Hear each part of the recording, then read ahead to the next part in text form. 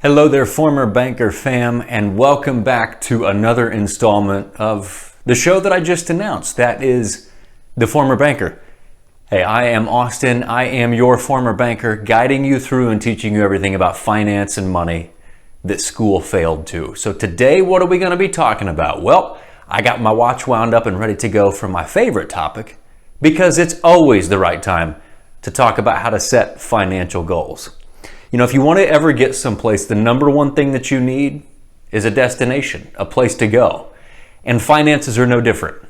All right, so today, let's dive in and talk about your financial goals and how to set them.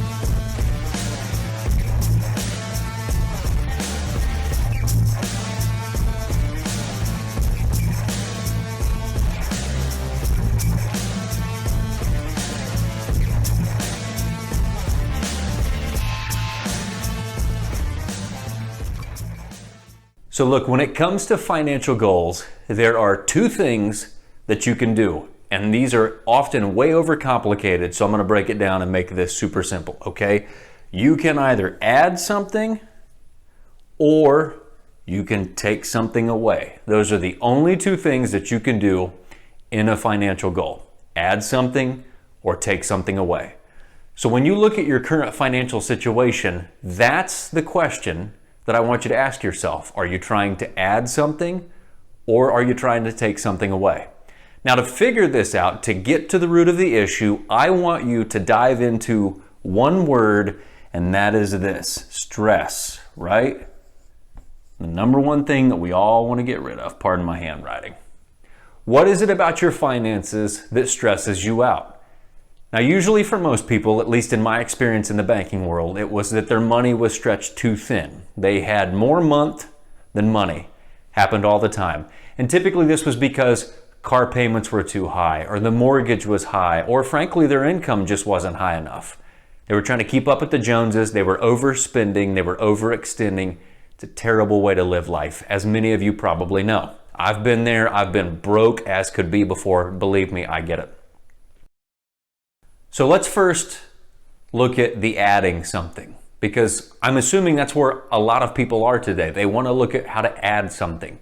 Well, where are we at? Typically, the number one thing that most people want to do is they want to add more money into their month.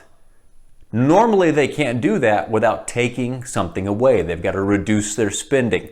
That's a tough thing to do when you've got a certain lifestyle that you're used to and that you want to maintain.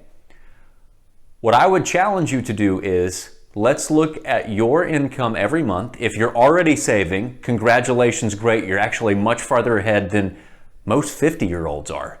Average American today doesn't even have $1,000 in the bank to save or to cover an emergency. They've got $1,000 that they have maybe saved. But the average American today doesn't have $1,000 saved in the bank that could cover an emergency. There was a mind-boggling statistic the other day that I saw where it's like 78% of Americans live paycheck to paycheck, which is sad because this is really one of the most prosperous countries, if not the most prosperous country in the world when it comes to economic ability to move up and down the ladder. So if you are in the position where you want to add something, let's look at the money as a commodity, right? Every month you've got stuff that comes in and stuff that goes out. And what I would ask you to do is, what are unnecessary things that you could cut out?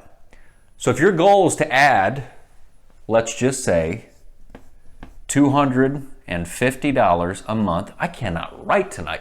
If your goal is to add $250 a month, then you've either got to go earn an extra $250, or you've got to maneuver somewhere where you're not going to spend an extra $250. But it's really just that easy. Now, how do we get there? That may be that you're cutting back eating out. That may be that you're cutting back going to sporting events, right? We're going back taking the kids out on the weekend, taking the spouse out on the weekend, going shopping, all of those kinds of things. Where is the easiest place to eliminate an extra $250 in spending on stuff that you don't need so that you can pay yourself? Because realistically, you start stacking that month over month and you put it into a high yield account, which we have a great environment for right now, where it's going to start earning some interest and you'll actually begin to get ahead. So what's the stressor about that? Well, you may not be in a position, you may be one of those people that don't have $1,000 saved up to cover an emergency. But if you can cut out this, then you can, in 4 months' time, be in a position where you actually have money saved up to do some things, to cover some things, to give you some financial peace of mind and eliminate this stress of not having that money set aside. Okay? Super simple, super easy. This is the adding part. It may be that you want to add more money to your retirement account. It may be that you want to add more money in as a principal payment to a car or to a mortgage or any other kind of loan that you've got outstanding out there. But if it stresses you not having money sitting around, you need to look at where you can add more money at the end of the month. Where can you maneuver money that you don't need to spend all the time? Okay, so that's the adding part. Now let's look at the take away. Again, what's the number one thing we want to eliminate? We want to eliminate stress in a situation. For a lot of people, this is where you're going to set your financial goal. There is something nagging at you every single month, and usually it's a payment that stresses you out that you want to take away. So that's where you need to set your goal first. Now, don't worry about how we're going to do this, because later when we talk about budgeting and how to pay stuff off, we will get into that. But I'm just trying to get you guys in the mindset right now of setting the goal. If you set the goal and you know where you're going, you can now begin to develop a plan to get there. For most people in the wanting to take away, and I was in this position, I had quite a bit of debt, quite a bit of credit card debt that I needed to pay off. I was very, very stupid when I was 20 years old. I got super excited because I had all this money, went and overextended myself, and then I got whacked for it later. That's the position that most of us find ourselves in. I say if you've not screwed up your credit at least once in your life, you're not a real adult. That being said, don't go out and screw up your credit. Not a good idea. Anyway, what is it that we have that we want to take away? Let's focus on that. Let's get specific. Let's drill down. The two things that you need to look at there when it comes to taking away and stressing is this. You need to get a grip on how much exactly it's costing you. So you need to look at your total amount owed. And sometimes this is painful to realize that all of a sudden you're stacked up in a ton of debt. But if you don't know what you're up against, you're never going to get out to begin with. And I'm telling you right now, average American is like $8,000 in credit card debt.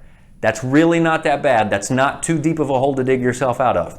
I had a customer quite a few years ago that they came to me, they were needing to consolidate some of their credit card debt, right? Guy made tremendous income, phenomenal income. And yet when we got down and got to the brass tacks of what he was trying to get out of, he was $103,000 in credit card debt. Now, do you realize what kind of cool car I could buy or what kind of trip I could go on for $103,000? I asked him, how'd you get in that position? I don't know, I guess I just wasn't paying attention. It's going to be one of the biggest things that'll kill you financially is not paying attention. That's why you need to pay attention to the total amount of what you owe. The other thing that you need to pay attention to is your monthly payment, right? Again, this is going to be painful. Add up everything that you're paying out at the end of the month. All your debt, credit card debt, car debt, mortgage, all of these things so that you can get a grasp on what you're trying to get away from. Again, in order to get to any destination, any car trip starts with a destination. If you take off in an airplane, they've already got clearance to land at the intended destination before they ever take off. So when you guys set your financial goals, give yourself a clear, defined target, a clear, defined destination. And it's going to make things so much simpler because you can then begin to work backwards on how to get there. So, actionable item on this. If you're trying to take away something, take away a payment that stresses you out, take away your credit card debt, total it all up, find out how much that you really have to start chipping away on, and then figure out your monthly payment. If you're wanting to add something, set yourself a target. If you want to add money to your savings every month, make it small first, make it easy, make it tangible. Don't work too hard on it, because if it's too difficult, you guys are going to back out. Don't set yourself up for failure. So if you want to begin to save money, start with $50 a month or $100 a month. I would set it bodaciously though. Go for $750 a month. Oh, how's that possible? Trust me, you'll get creative if the goal is really that big. But if you're looking to add something, start with a goal first and then work backwards. I really appreciate you watching, tuning into this. We will get more specific on this as the videos go on. I know this seemed a little vague at first, but I just want to get your mindset wrapped around how to set these goals first. My name is Austin. I am your former banker from The Former Banker. If you guys find value in this, like, subscribe. If you've got anything you want to talk about, drop a comment below and we will get to it as quickly as we can, guys. I'm trying to give you all the advice that the banks, the schools, all of the wealthy people on Wall Street don't give today. Thank you so much for watching. God bless. Appreciate you. We'll see you next time.